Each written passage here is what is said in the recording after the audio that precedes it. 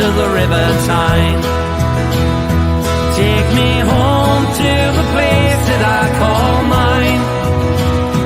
It's a place I love best, 'cause it's better than the rest. Take me home to the banks of the River Tyne. There's lights that burn so brightly, in the northeast sky they shine. From a place that Geordies worship, where legends wear number 9. You can travel right round the world, even meet the Pope in Rome. But nothing beats the feeling of when you come back here to home. No matter how life changes, we'll never be far apart.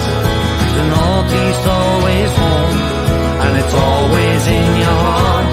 Take me home to the banks of the River Tyne. Take me home to the place that I call mine.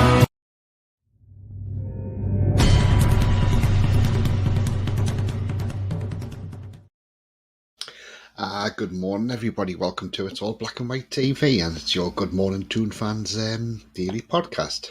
So, before we get into it, if you like what you see, then please smash the like. It really does help that channel up the search results, so smash those likes. Thank you very much. Also, if you're brand new at the channel, then hit the subscribe. Free to do so, helps the channel grow.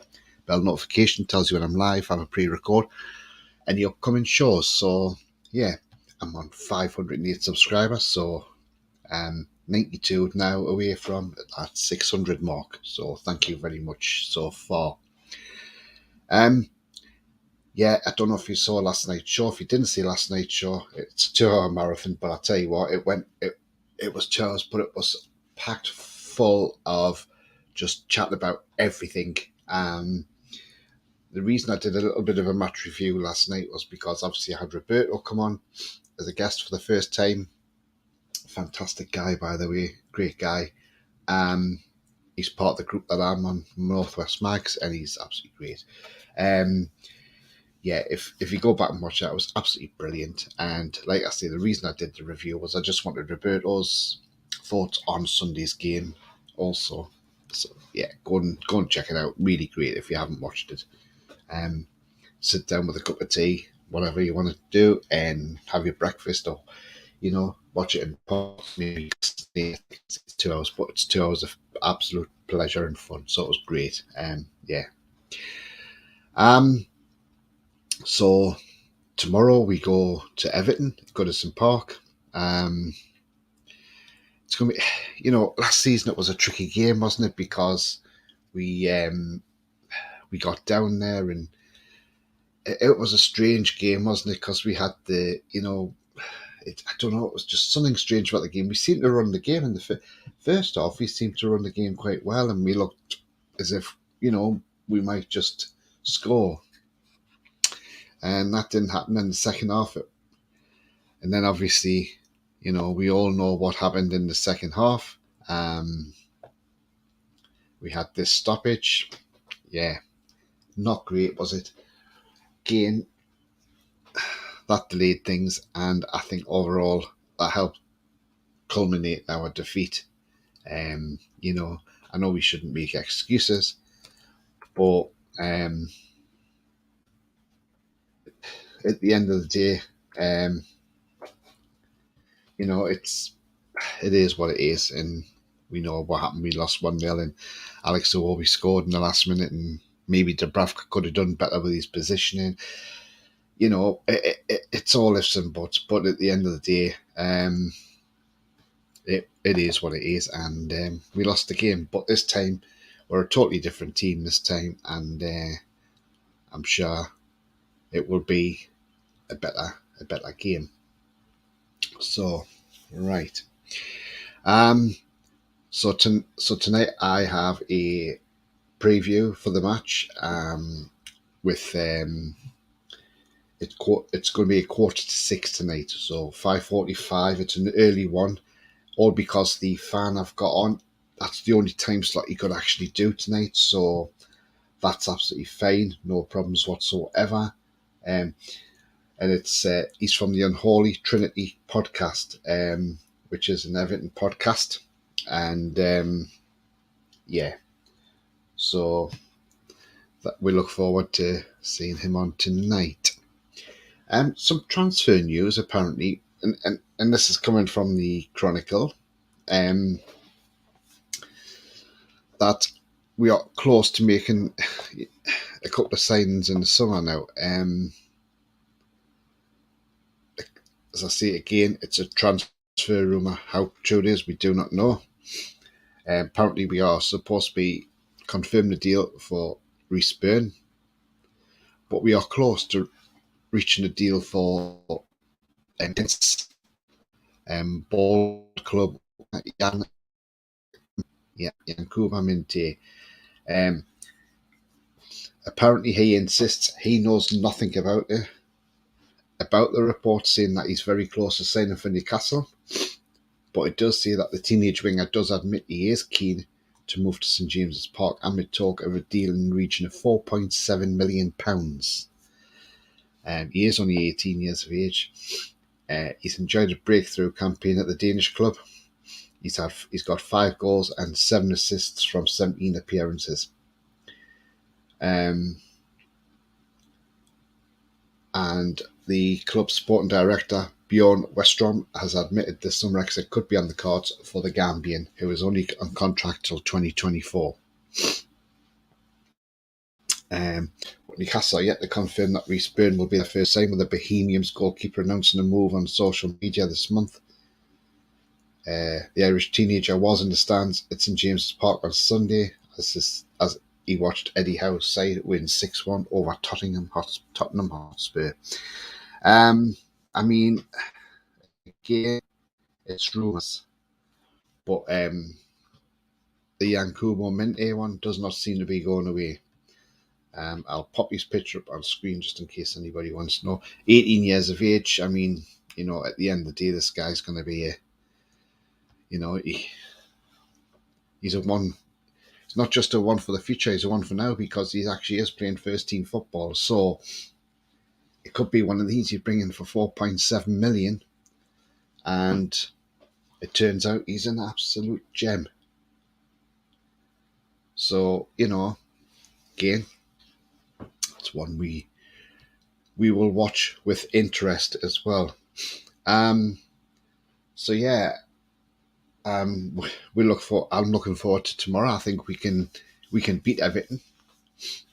I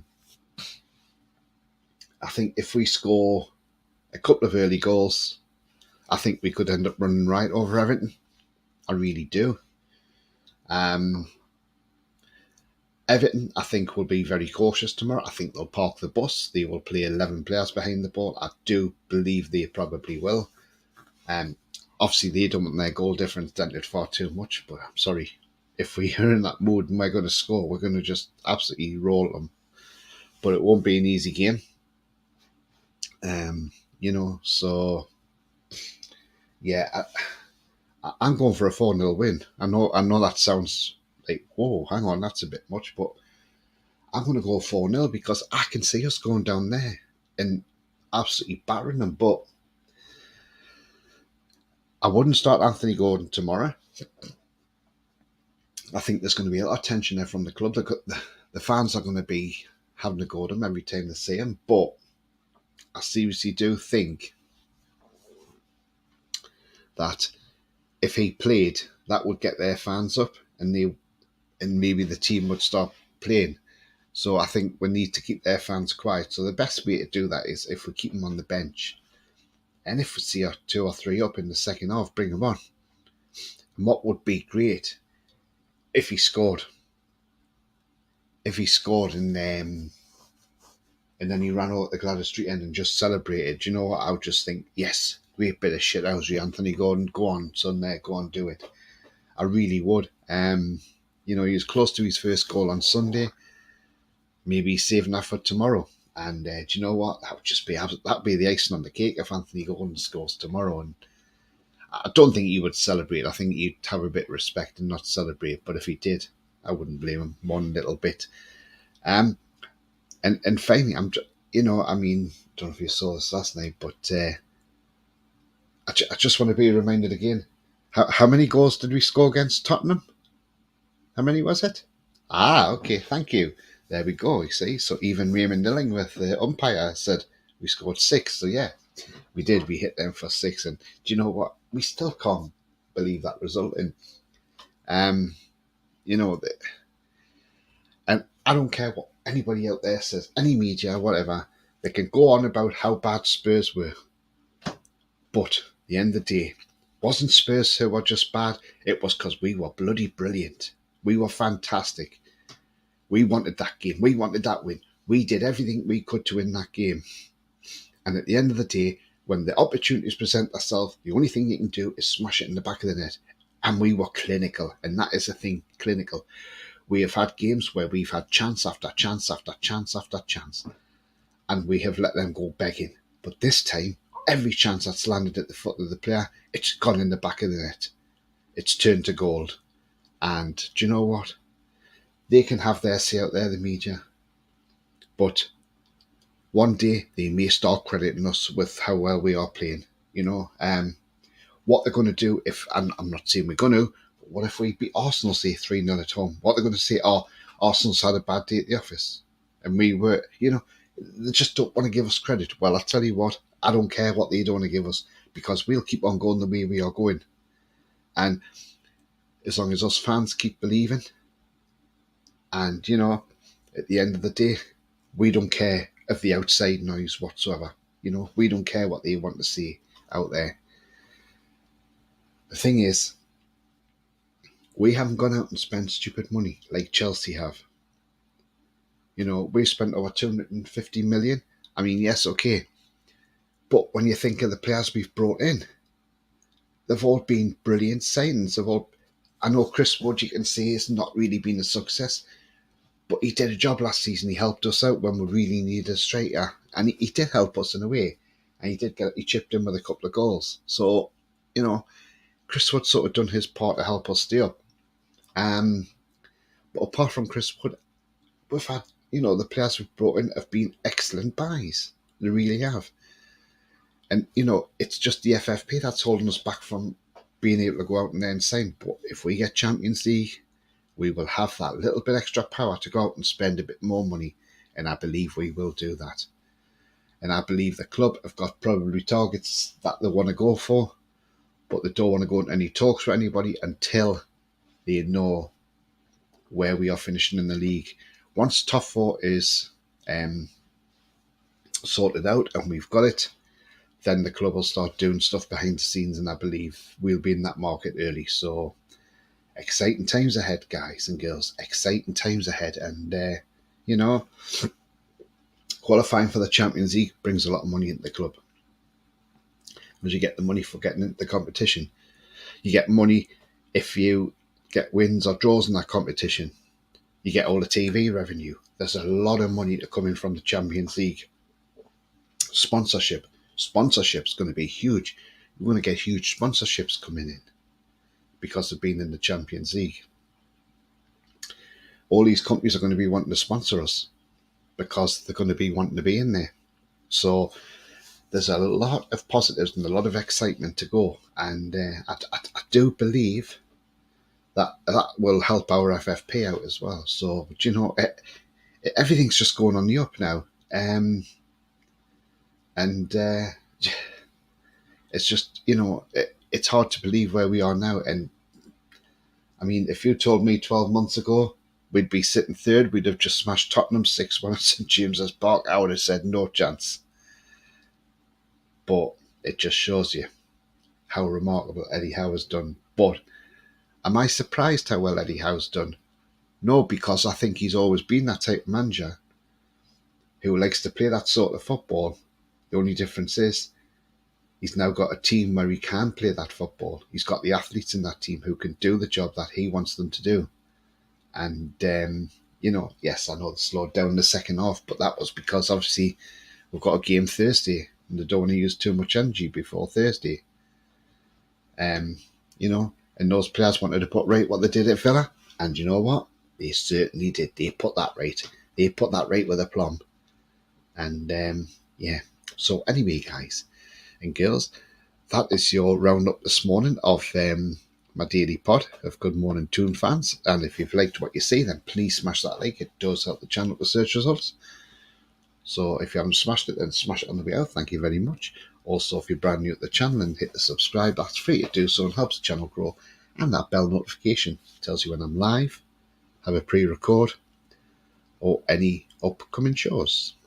So yeah, all that leaves me to say is just remember, the future's bright, the future's black and white.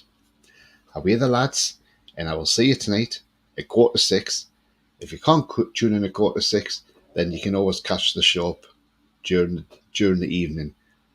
But until then, guys and girls, stay safe, enjoy whatever you're doing, and away the lads. Bye bye for now.